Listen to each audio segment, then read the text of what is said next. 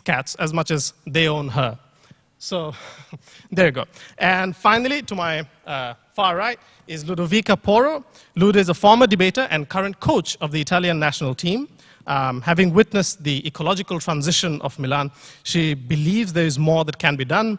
She has participated in several times on Fridays for Future and believes in the power of words, and holding companies accountable is the biggest step to change. An interesting thing about Ludo is that she's been friends with Vito for over 2 years now, and they're close friends and were teammates, but before today, they haven't actually ever met. It's an interesting anecdote of the way COVID has affected us because all of their trainings went online. So there we go. A round of applause, please, for our speakers.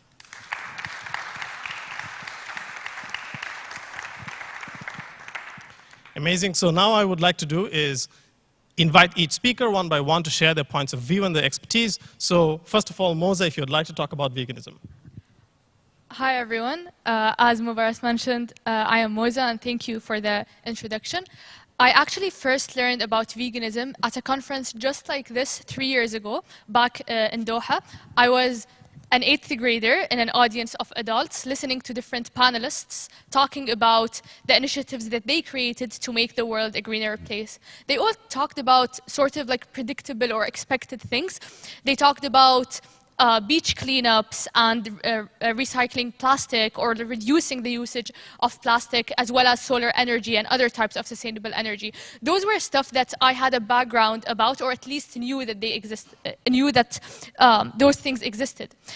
But this one guy, who's called Ghanem al-Salaiti, a vegan entrepreneur, a local vegan entrepreneur in Qatar, who talked about a concept that I've never heard of before, and it was veganism.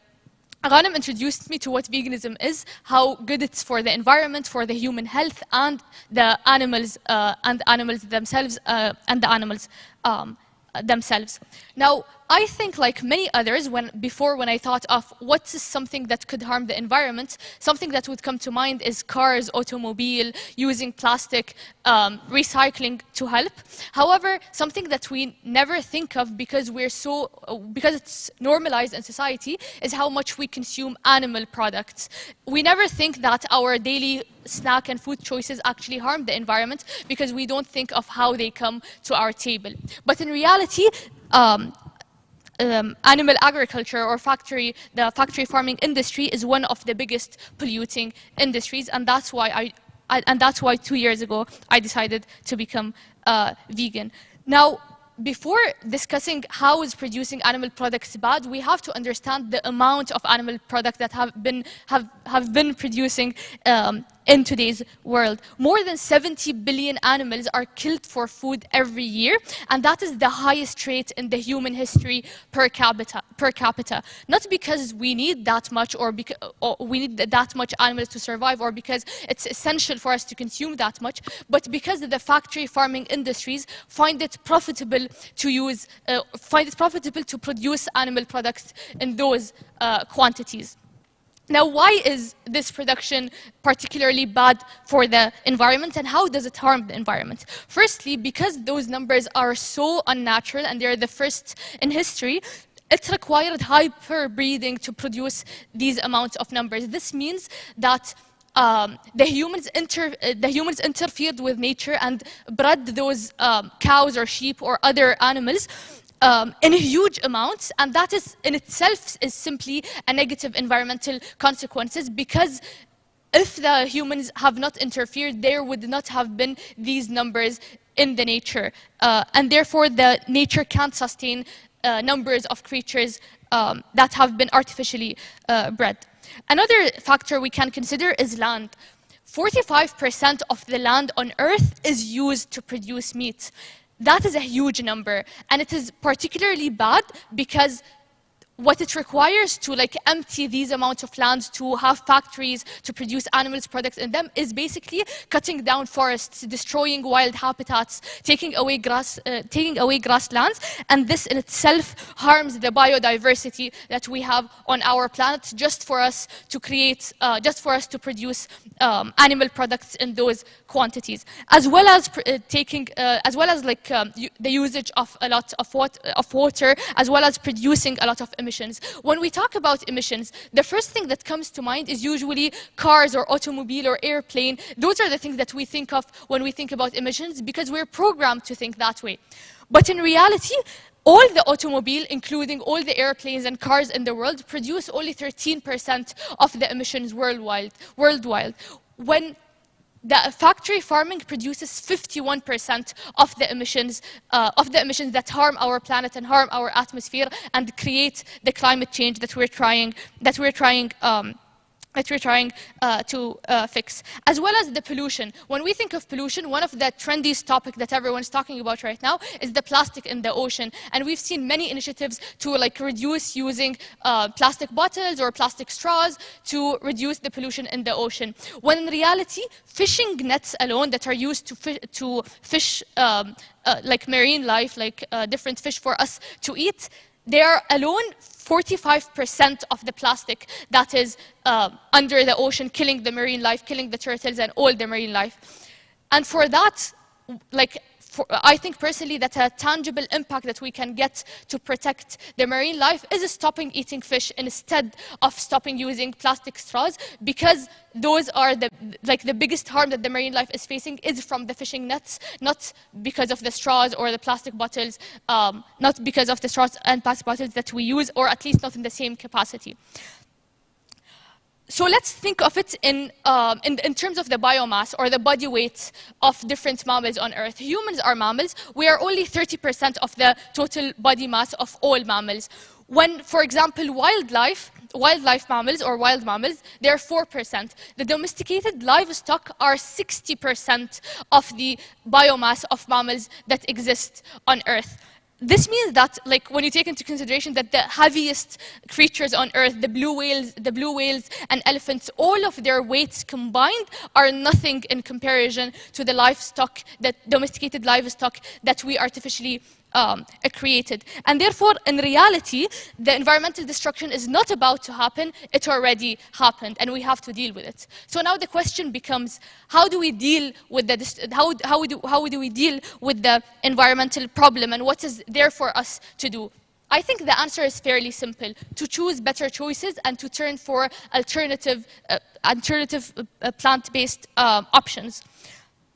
Now, why are those alternative plant-based options good? Let's take into consideration the same factors. Firstly, we would use less land because, of course, it needs less land for you to produce plants that would feed the whole planet instead of producing plants to feed the animals that will later on feed a smaller numbers of people, as well as water. We know that the water shortage is a huge problem that the world is facing right now. Many people use less water at home, for example, to help with the water shortage program, but let's say you take it to the extent of not showering for a whole year. You will only save 12,000 liters of water when instead, if you go vegan for a whole year, you can save 1.5 million liters of water. So the tangible impact that we can get by choosing plant-based alternative is much higher, as well as using less emissions and producing less pollution for the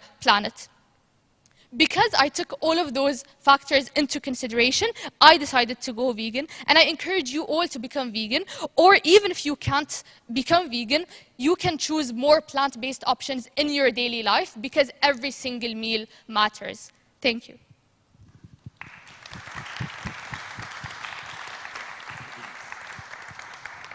It's a very well-researched speech, and I commend your commitment to your cause. I think secondly, we will hear from a slightly different perspective in terms of what we heard was individual action. From Ludo, perhaps we will be hearing about how to hold the big players accountable. Ludo, if you would like to speak.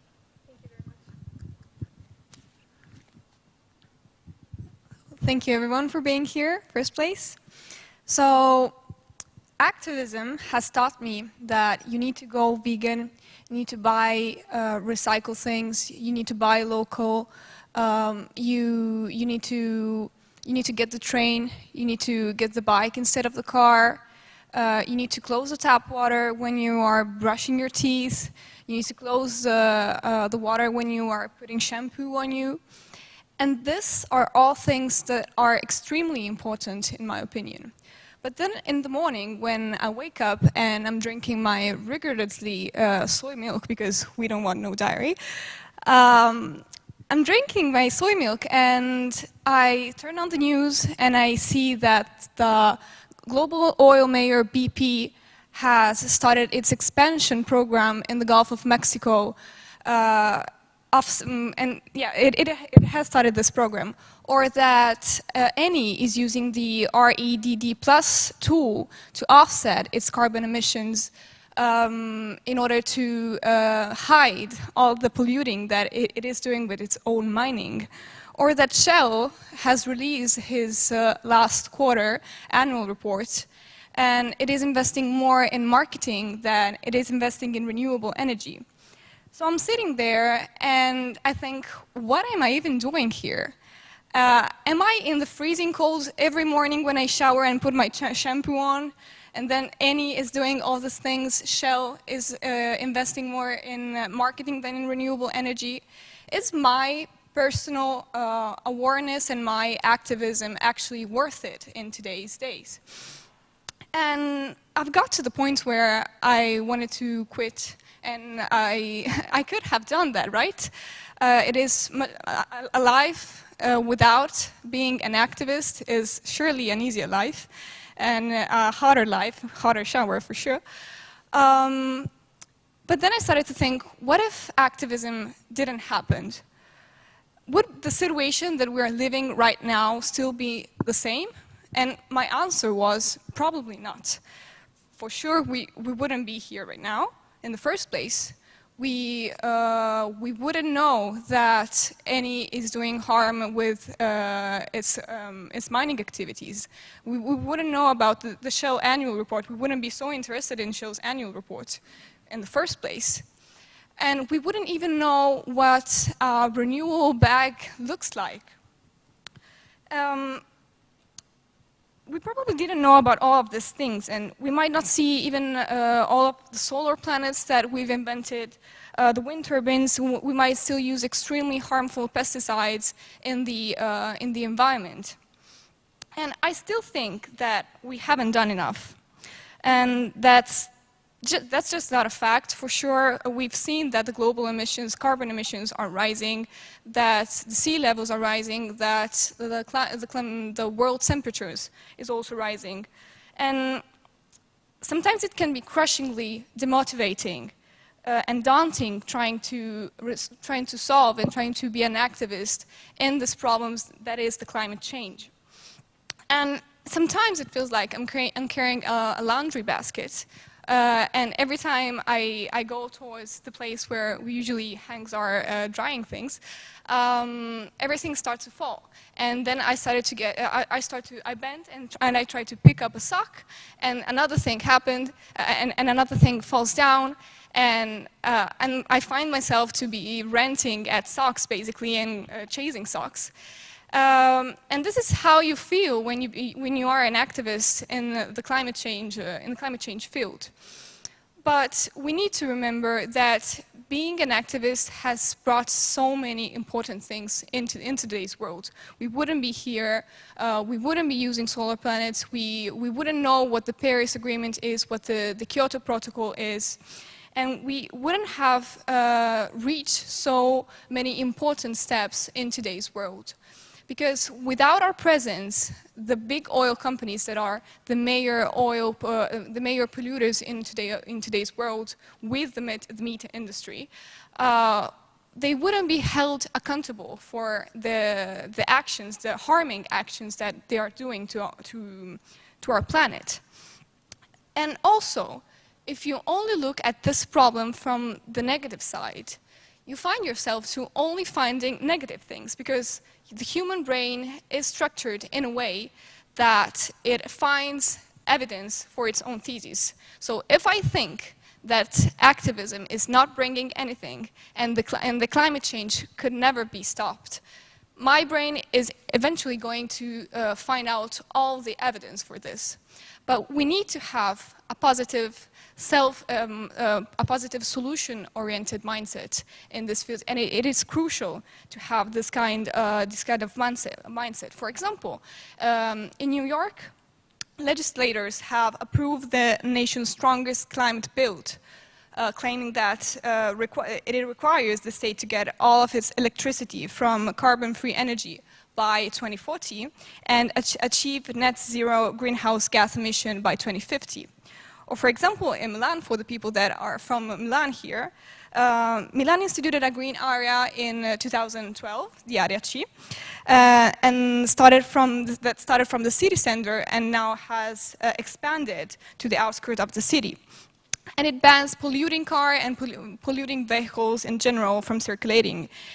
It has implemented green public transportation. We see Lime, we see green taxis, the metro has been implemented, and from 2012, the greenhouse gas emissions of Milan has reduced drastically. And also, in 2021, the climate movement, what we are doing, climate activists, has become global and for sure digital. And the social networks that we are using are an incredible tool that we can employ to solve this problem and to be together to pressure politics. Studies throughout 2019 have shown that the climate crisis is moving up the agenda to voters in countries around the world. And with the political class generational change, these themes will become even more important. Maybe one day we are going to be the politicians. Maybe one day our main problem and our main efforts will be put in things like climate change and in creating a better place. And in order for this to happen, we need to continue to spread awareness and take part in protest. Because resignations and ease are a greater threat to progress than activism. So I hope that you guys are still want to go with activism and that you guys are still strong enough to believe in this activism. Thank you.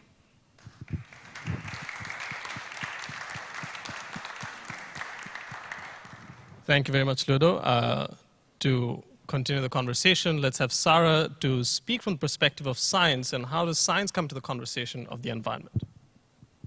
So thank you for that, Damat. And actually, environmentalism is kind of uniquely scientific. I mean, science has improved our life in virtually every way, be it healthcare, education, entertainment, whatever you name it. But in the process, it's kind of destroyed our climate. So the million-dollar question is, can science fix the same problem it created? So I'm going to do two things today. First, I'm going to discuss some policy suggestions from a more realistic viewpoint in a growth-driven world. And secondly, I'm going to talk about something I call scientific conscientiousness. So firstly, we have to realize that scientists can't work in a bubble, far removed from reality. In fact, like, this reality looks like society, it looks like governments, but most importantly, it looks like big companies. And of course, you know, we should minimize our consumption of harmful substances. Of course, we should switch out fossil fuels as much as we can. Of course, we should just consume less in general, right? But when or if this happens is kind of questionable, to say the least. So I'm going to take a more realistic approach today. What can we do in a world where big polluters aren't going anywhere? Well, I believe that we can actually offset these big polluters' destruction to the climate by legally binding them to fund something like environmental research. I mean, for instance, the Environmental Science Center in Qatar collaborated with Qatar Gas to create artificial coral reefs. Keep in mind that coral reefs make up 0.1% of marine surface area, but 25% of its biodiversity. So imagine binding giants to fund this sort of stuff, like directly off-putting their contribution to climate destruction. There's no other way to put it. To give the potential to engineering an actual solution to our reality, to me, that's a pretty safe bet. I mean, look at our reliance on our electronics. I mean, look at COVID, right? I couldn't have survived the COVID pandemic without my own personal electronic devices. I know you couldn't have either. But let's face it, they're not friendly at all to the environment. Like, talk about landfills, chemicals, lithium spills, mining. It's horrible, to say the least, to be honest. But having said that, there is so much happening in nanotechnology, and trying to fix this and revolutionize this. I've been in those labs. I mean, I've seen that innovation. It's actually mind-blowing that they're trying to revolutionize something like batteries and all of your and my devices. Imagine mandating something like this, because science has the solutions. But what about the funding? What about the societal support? So by mandating something like this, imagine the colossal benefits when every giant is funding stuff like this. So that's one, finding those resources to advance that science in the first place. But the second step is actually communicating those breakthroughs in an accessible manner. So for instance, take this climate conference in the first place. Some people don't get these, you know. Some people think, you know, maybe it's an echo chamber. Maybe, you know, why are you explaining things to people who already believe in the climate crisis? But in fact, this is exactly why these discussions are so very important. Because it's not just about belief. It's about getting people who believe to act, to make a change. So how can science facilitate this? How can we help? I think we can do something like highlight scientific figures, right? I mean, the more it's in your mind, the more you have the urge to act on it. So the answer is constant, accessible communication. In fact, that's kind of the trend, you know? There's youth in science taking a more accessible approach to science's role in environmentalism in the first place. Previously, you had one Neil deGrasse Tyson, maybe throw in a Bill Nye. Now you have youth on social media. I mean, talk about content creation. I know you've all seen a physics student on your Instagram page. I know the only reason you understand how blockchains decimate the climate is because of TikTok. You can actually learn a lot off of these decentralized platforms. And actually, it's all about access. It's more than just sharing your knowledge, but it's about sharing those tools. So let me demystify something like data science for a second. Data science is extracting meaningful data from otherwise really noisy information. So take something like Global Forest Watch, which is an open source, meaning you can access it yourself, an open source monitoring of deforestation. You can actually identify illegal burning. You can get indigenous communities to be able to point at a map and go, look, this is supposed to be protected land, but you're burning it down. You have to be able to get those people that access, to empower them, to be able to use that data science, for instance, for change. Because these are the people who matter. You have to contextualize their stories. And this needs to happen. To be honest, I'm pretty confident that the youth could achieve that. Thank you very much.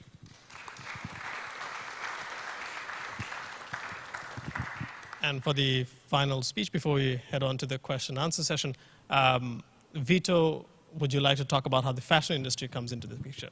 Yeah, of course, but before we get started, I'd like to ask a question to my fellow panelists and to the audience here. So, what do you think the act of producing clothes and the act of making biscuits have in common? I mean, I see why you're pretty confused right now, because I am confused as well. But the reality is that the two actions actually are pretty different. But there's a lot of things that fashion designers and clothing makers can learn by making gingerbread at home.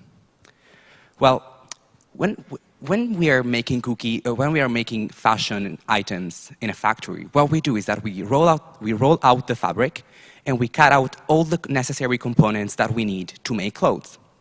But what happens is that when we are done, we take all these excess textiles that we have created and we just throw it away.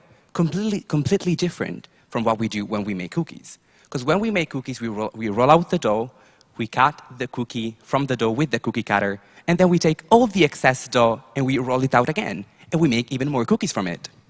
But you know what, in fashion industry, we are not really used with re-kneading dough, so we rather take all these textiles and simply throw it away.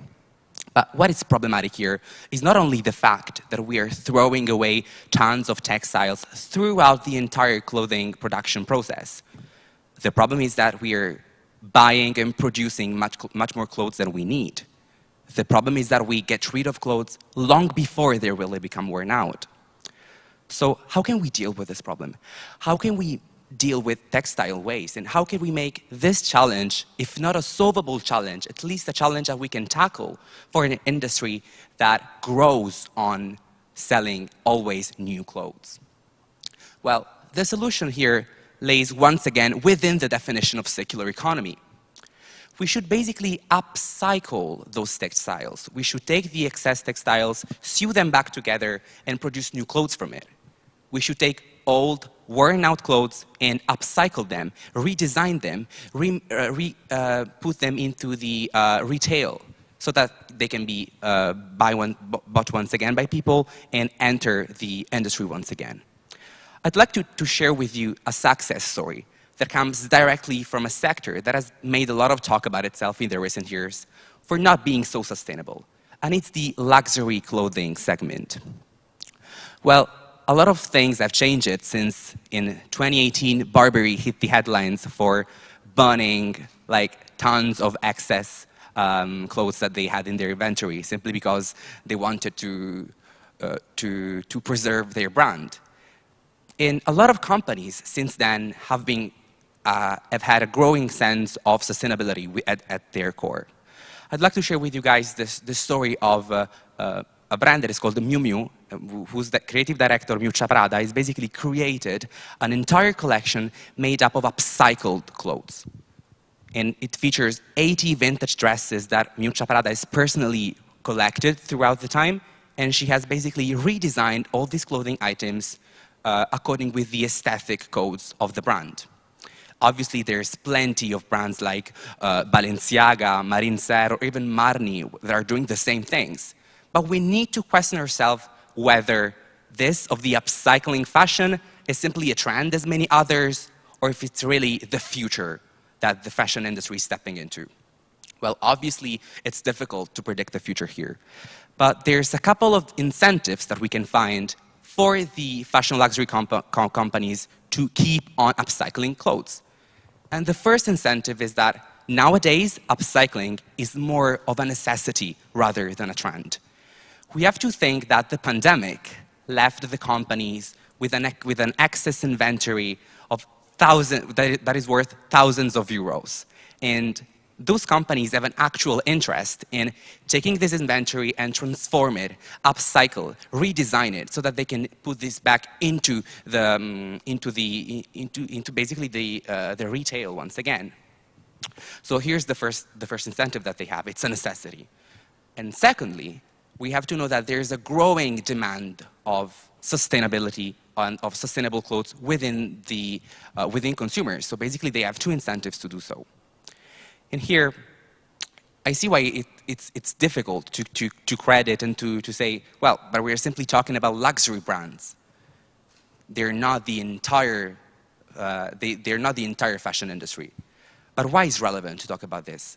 Because they're not only small players in the industry, they're those who actually and actively shape the fashion industry. They set the trend. So, dear guys, I hope that I have shown you that it's very important to go sustainable, to go upcycled, but last but not least, to go revolutionary. Thank you.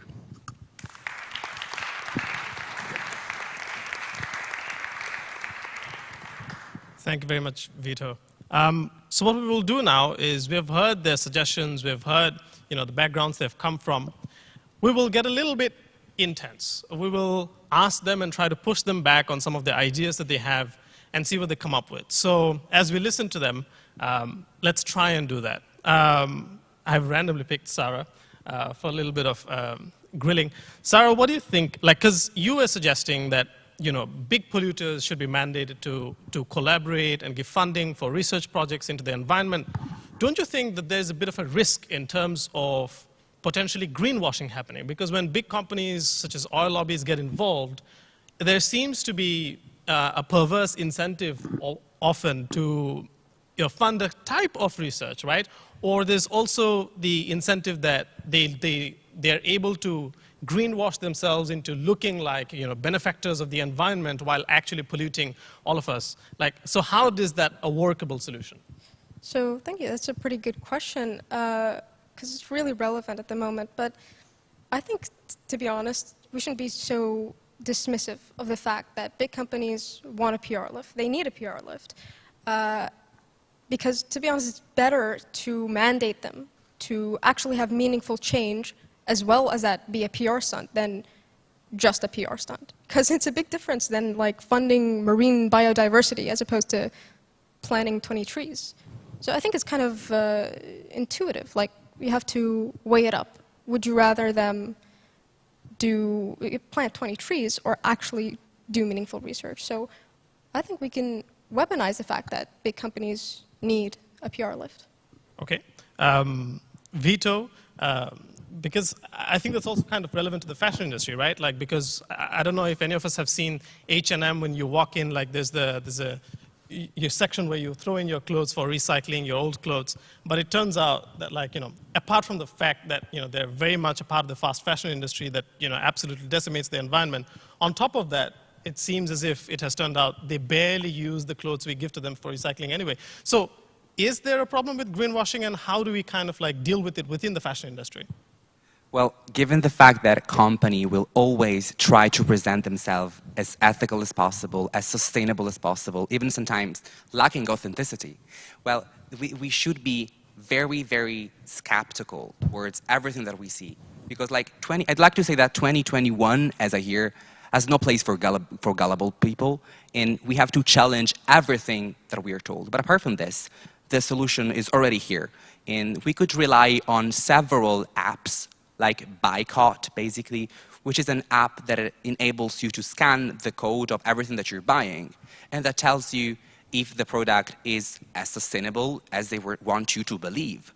But apart from this, there's also another, now this one is basically an online database full of information on sustainable clothing brand, which is called Il Vestito Verde, the green dress, basically. And it's basically a database that you can consult, and you can decide which brand is actually sustainable and which is not. So here are a couple of solutions we can tackle the greenwashing problem within the fashion industry. Okay, interesting. So what's the app called? Boycott? Yeah, it's Boycott, and the other database is called Il Vestito Verde, the green dress. Okay, that's amazing. So if any of you are particularly invested in a cause, like, you can go for it. I'm assuming B-U-Y-C-O-T-T? Okay, yeah. Boycott. Okay, so whatever cause you have, you kind of put it in, and then, yeah. All right. Is there any other apps anyone knows about, like, the kind of? I think in relation to veganism or any product that consume animal, if you want to be environmental in that way, there is an app that works in Qatar only that's called Cruelty Qatar. It's an app that you can download and scan different products that you find. It would tell you whether there were animals used to make that product, and if there were, it would give you alternatives to buy instead of that product. And I think that this way is like a great and like very convenient for using on a daily basis. So basically what you're saying is, even though there's a lot of noise made by companies to kind of confuse us, that actually we have the tools at our disposal to sort of fight back. Ludo, do you have anything else to add in terms of accountability for companies?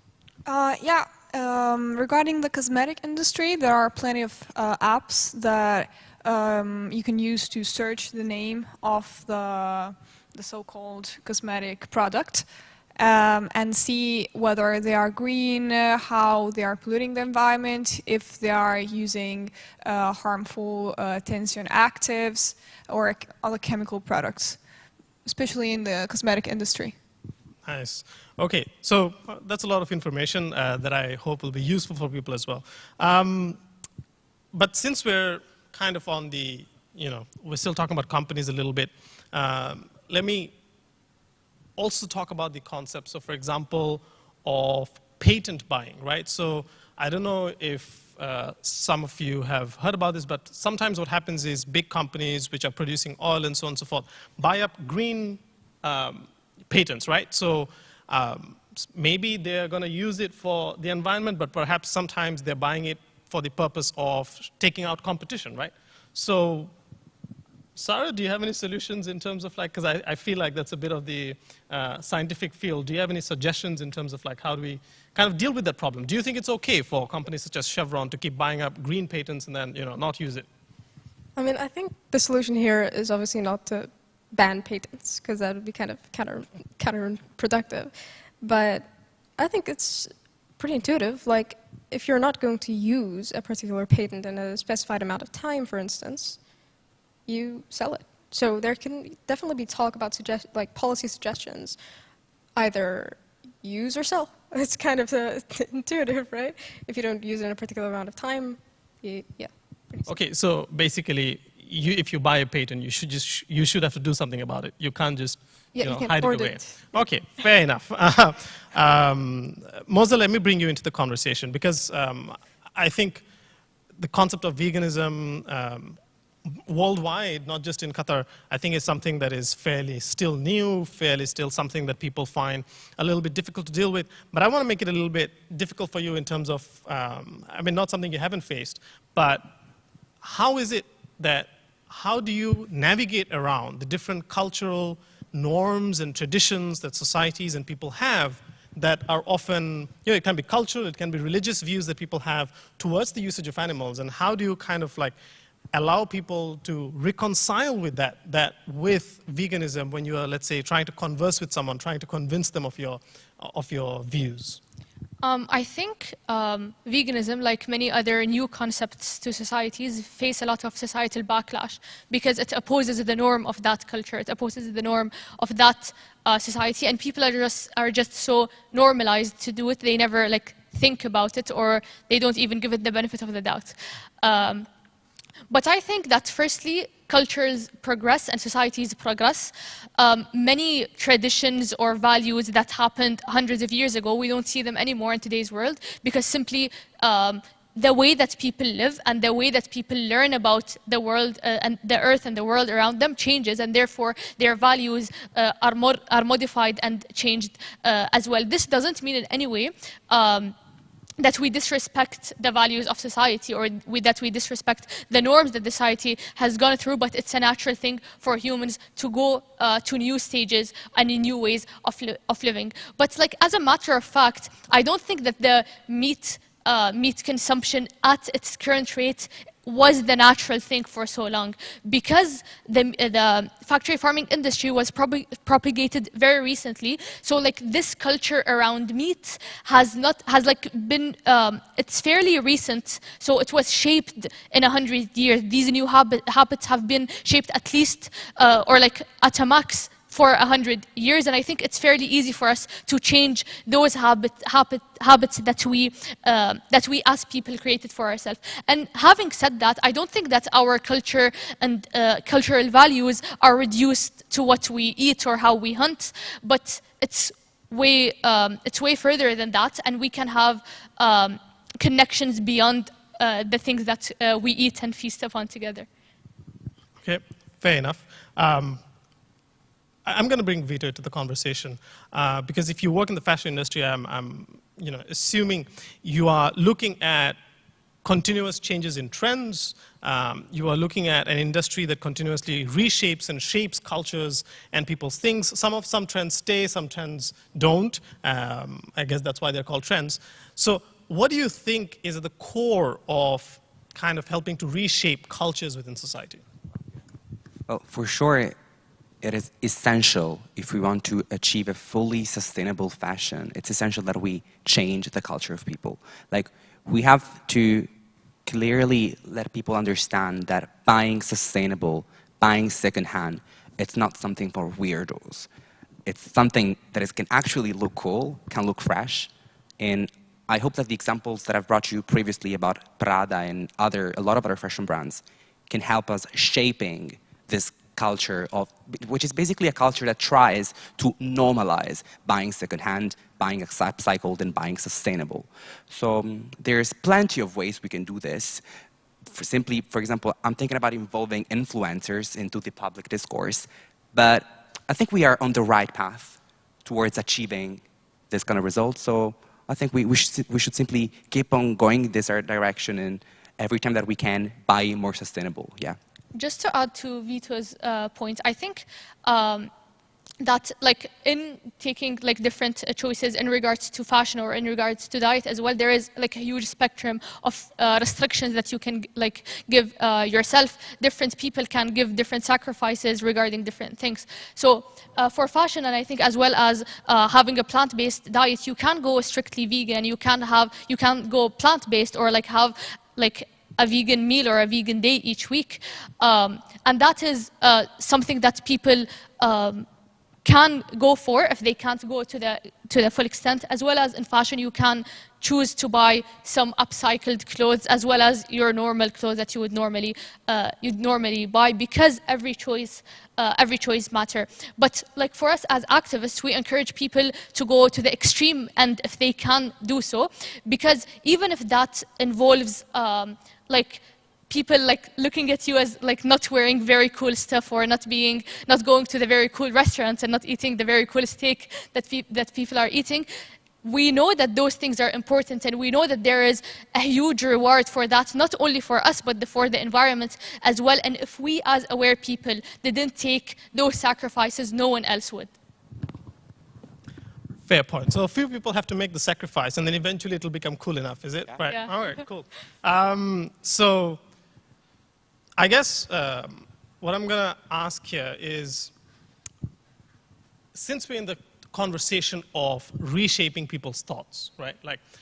And reshaping people's ideas about what environmentalism is, what veganism is, and all of these conversations happening, and what it means to wearing a luxury product, for example.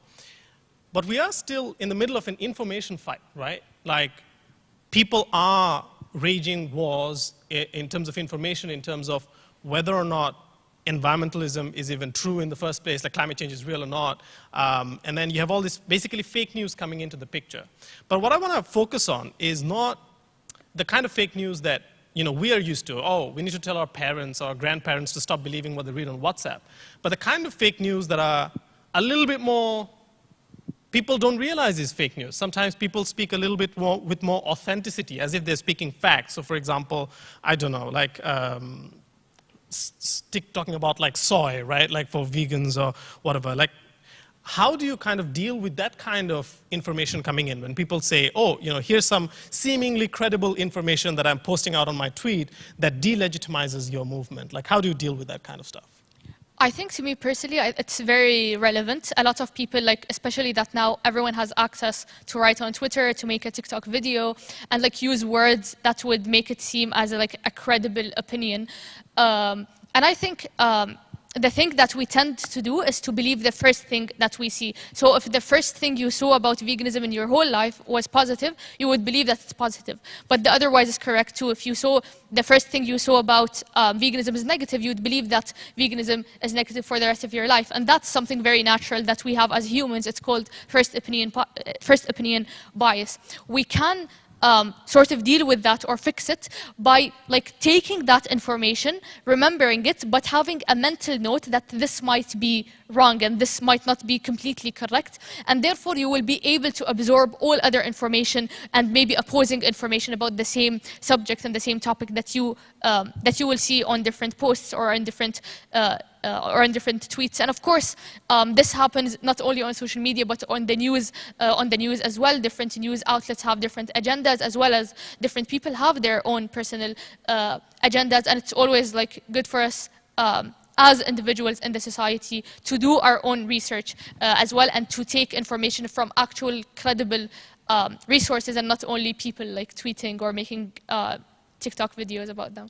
Fair enough. I think, Sarah, you talked about engaging with people in your speech. What do you think about that?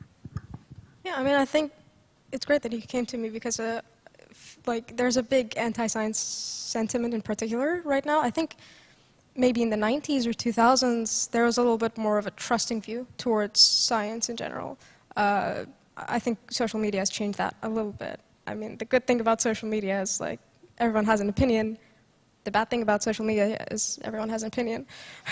So, to be honest, I think that's exactly where youth come in.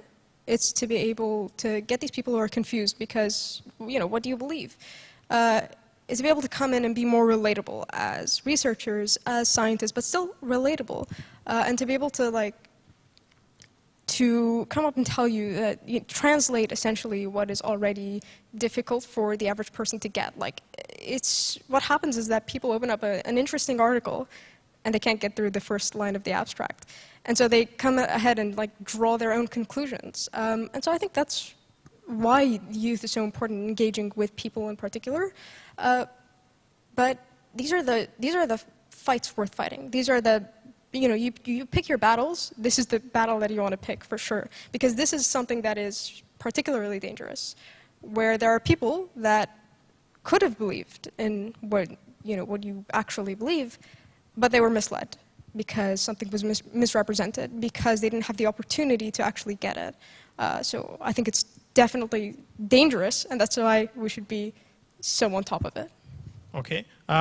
I think, when we're talking about information wars and the climate change conversation, I think we can't ignore the fact that, for example, oil companies knew about, the climate crisis, or like the fact that climate change was man-made back in the 1950s and chose not to share that information with people.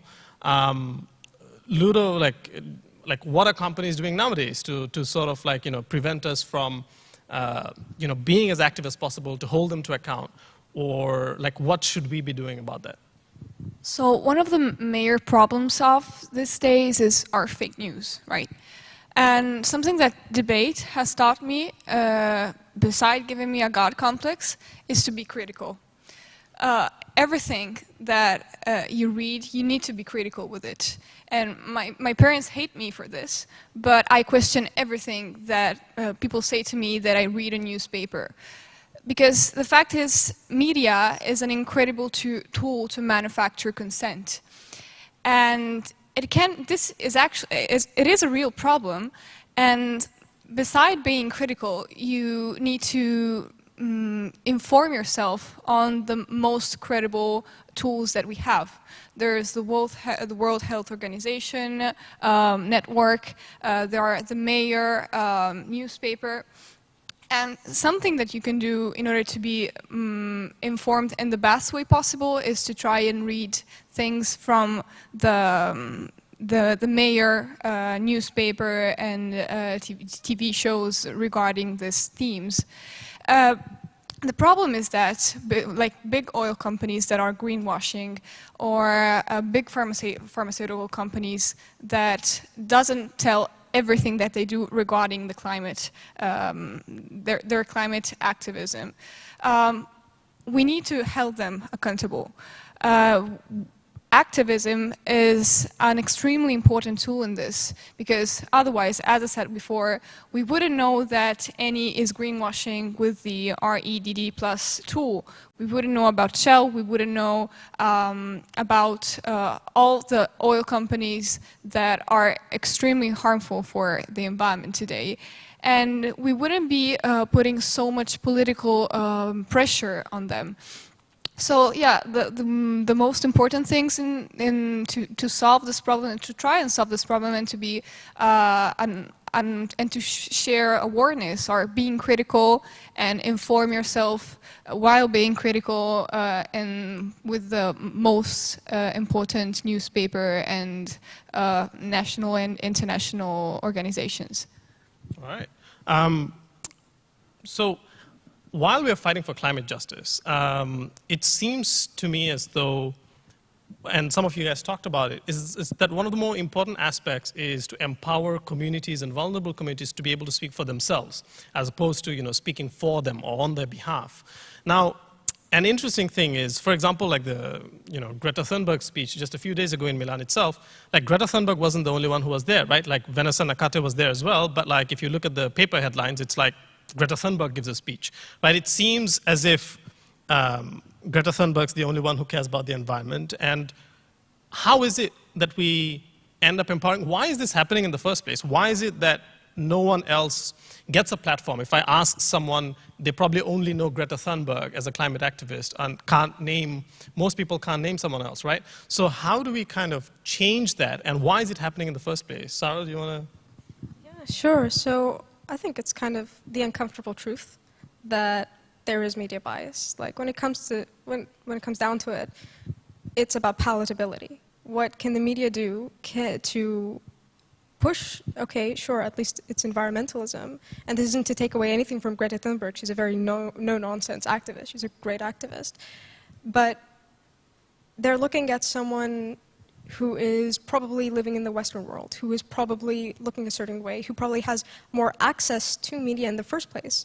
And that yeah, it's uncomfortable, but it's what happened. It's what's happening in the media industry, and of course we should be empowering different communities. Like we should be giving them the tools, of course, to be able to do that for themselves. But also they are already doing it. There are already so many people from so many different backgrounds and communities trying to get there. We're just, the media in particular, is not giving them that opportunity. And so absolutely, we should be fighting more to be able to expand that platform, not just Greta, but everyone else as well, you know? Yeah. All right. Does anyone have anything else to add on that? I think one point we should take into consideration that on the mainstream media, yeah, we only see Greta Thunberg, for example, but like on TikToks and on Twitter and on some, like if you go through your Explore page on Instagram, you would see different people and you would see youth representing different people and talking about the injustice that many people face, not only in the environment field, but also in other fields. We see that people like white people, people from the West, they get the most representation because they have the most access to media, because as Sarah mentioned, they're like the media find them like the best to showcase instead of other people. But I think that our generation is actually making a huge change in that, and we're seeing those, we're seeing people pushing for it in different places, like in the entertainment industry, for example. We've seen this like activism getting actual change for the criteria for different awards are like to include people from different backgrounds. And I think if we continue as a whole generation in collective action to push for such a change, we would see actual tangible impacts even in the environmental industry. Right. So what I'm hearing is there is a lot of media complicity in the representation problem, but you know, the decentralization of media platforms such as social media has kind of helped to sort of fight against that to a large extent. The youth are at the forefront of that. Okay. At this point, I think what I would like to do is ask the audience if they have any questions. Does anyone have any questions for our panelists?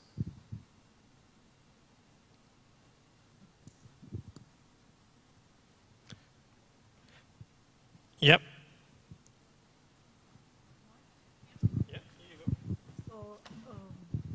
What do you think of the future of veganism in Qatar? I think that we have many like new cafes, and it's becoming sort of the new trendy thing is to go to vegan cafes, try vegan ice creams. And as Vito mentioned, it takes a few people to make sacrifices for it to become the cool thing. And I think many schools have been introducing like vegan Mondays, where they encourage people to actually to bring a vegan meal to school. And the community is actually increasing. We've seen like more and more options for vegan diets everywhere. And I think if we continue increasing in this pace, very soon it will be a very prominent community within Doha. All right, that's a very hopeful view, and I hope you're proven right. But in terms of trend setting, because I think that what you guys are saying is there are trends going on, so on and so forth.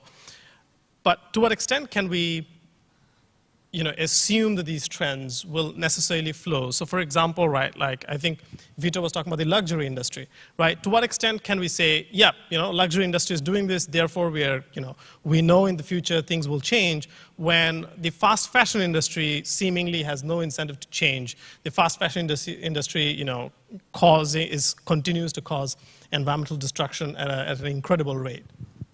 Well, I think what we have to clear up a little bit here is that there is a very tight relationship between the luxury fashion industry and the fast fashion industry. Like what we see nowadays, all the things that the fast fashion industry is doing right now, from the collections to the way they manage in the industry itself, is basically, if not the same, very similar to what luxury companies have done in the past. So they clearly set the trend. They clearly paved the way for a new sustainable future. And it's the fact that nowadays, like a sector like luxury clothing segment, in which the word recycled, even 3 years ago, would seem like a bad word, the fact that nowadays those companies are using these words, it's very emblematic. And it shows us that in the future, because it has happened already in the past, even the fast fashion segment will kind of emulate what they're doing. But not simply because they want to copy what they do, but because also people require them to do this. All right, excellent. And I think on that note, we will bring our session to a close. So thank you very much to all of our panelists, and thank you to the audience as well. Please, one final round of applause for our panelists.